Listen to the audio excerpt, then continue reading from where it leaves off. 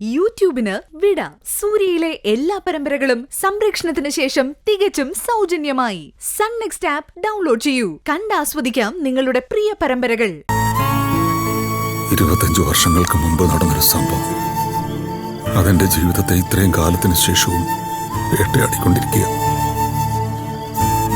എനിക്കറിയാം, ആ തെറ്റിൽ നിന്നും മരണം വരെ എനിക്ക് മോചനം ഉണ്ടാവില്ല.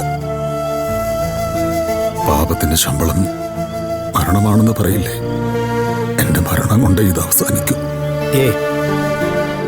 താൻ വെറുതെ ഓരോന്ന് ചിന്തിച്ച് കൂട്ടല്ലേ നന്ദ. അല്ലാതെ പിന്നെ ഞാൻ എന്തു വേണം? താൻ അന്നേ ഇതൊക്കെ അരുണിമയോട് പറഞ്ഞതല്ലേ? അത് അടഞ്ഞൊരു അധ്യായമാണല്ലോ എന്നാണ് ഞാൻ ആദ്യം കരുതിയത്. ആർക്കും ഒരു ദോഷവും ഇല്ലാതെ തീർന്ന ഒന്ന്. അതുകൊണ്ട് തന്നെ വിവാഹത്തിന് മുമ്പ് ഞാൻ അരുണിമയോട് ഒന്നും പറഞ്ഞില്ല. പറയേണ്ട കാര്യം തോന്നിയില്ല എന്നുള്ളതാണ് സത്യം. അല്ലാതെ അവളോട് നുണ പറഞ്ഞ് പറ്റിക്കണമെന്ന് കരുതിയിട്ടൊന്നുമല്ല. എന്നിട്ട് അറിഞ്ഞു കഴിഞ്ഞപ്പോ അപ്പ എന്തുണ്ടായി? അപ്പോഴേക്കും എന്റെ മോൾക്ക് 3 വയസ്സായില്ലേ സാറേ. ആ കാലം കൊണ്ട് അവൾ എന്റെ സ്വഭാവം മനസ്സിലാക്കി കാണില്ലേ. ആ തെറ്റ് അവൾ അംഗീകരിക്കുമെന്നും എന്നോട് പുറത്ത് പൊരുത്തപ്പെടുമെന്നും ഞാൻ വിചാരിച്ചു. പക്ഷേ അപ്പോഴേക്കും ആ ആക്സിഡന്റിൽപ്പെട്ട്. അത് അന്ന് പാലക്കാട് നിന്ന് മടങ്ങുമ്പോഴായിരുന്നില്ലേ? അതെ. അന്ന് പോയ കാര്യം നടന്നില്ലെങ്കിലും അരുണിമയോട് പിന്നീട് സംസാരിച്ച് കാര്യങ്ങൾ ക്ലിയർ ആക്കാമെന്ന് ഞാൻ കരുതിയിരുന്നു. മാത്രമല്ല, അങ്ങോട്ട് പോകുന്ന പോലെ ആയിരുന്നില്ല അരുണിമ തിരിച്ചു വരുമ്പോ. സംസാരിച്ചും മോളെ കളിപ്പിച്ചും കുറെ കൂടി ഉത്സാഹത്തിലായിരുന്നു അവൾ. ആ അപകടം ഞങ്ങളുടെ കുടുംബത്തെ പിരിച്ചു മാറ്റുന്നതിന് മുമ്പ് ദൈവം അവസാനമായിട്ട് കാണിച്ചു വന്ന ചിരിയായിരുന്നു അത്. ഈ ഹേമേന്ദ്രനെ താൻ കാണുന്ന എപ്പോഴാ? പലപ്പോഴും കണ്ടിട്ടുണ്ട്.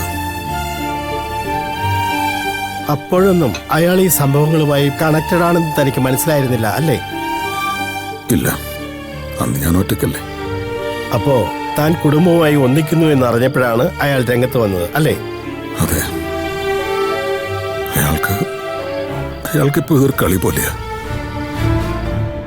ഞാനും കുടുംബവും സങ്കടപ്പെടുന്നതും വേദനിക്കുന്നതും കണ്ടിരിക്കാൻ ഒരു രസം.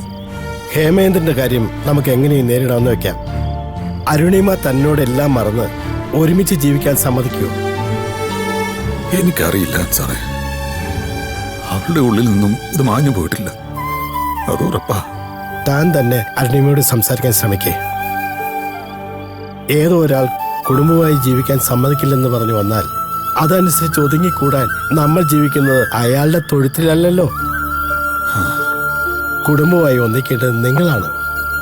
നിങ്ങൾക്കിടയിൽ പഴയകാല സംഭവങ്ങൾ വല്ല കുഴപ്പങ്ങളും ഉണ്ടാക്കിയിട്ടുണ്ടെങ്കിൽ അത് നിങ്ങൾ തന്നെ പരിഹരിക്കണം. പുറമേ നിന്നുള്ള ഇടപെടലുകൾ നമുക്ക് ശരിയാക്കാം. താൻ ധൈര്യമായിട്ടിരിക്കുക. കുറ്റബോധത്തെക്കാൾ വലിയ തിരുത്തൽ ശക്തിയില്ല. പശ്ചാത്താപത്തെക്കാൾ വലിയ പ്രായശ്ചിത്തവുമില്ല. താൻ ധൈര്യമായിട്ടിരിക്കടോ. നമ്മളിത് പരിഹരിക്കും.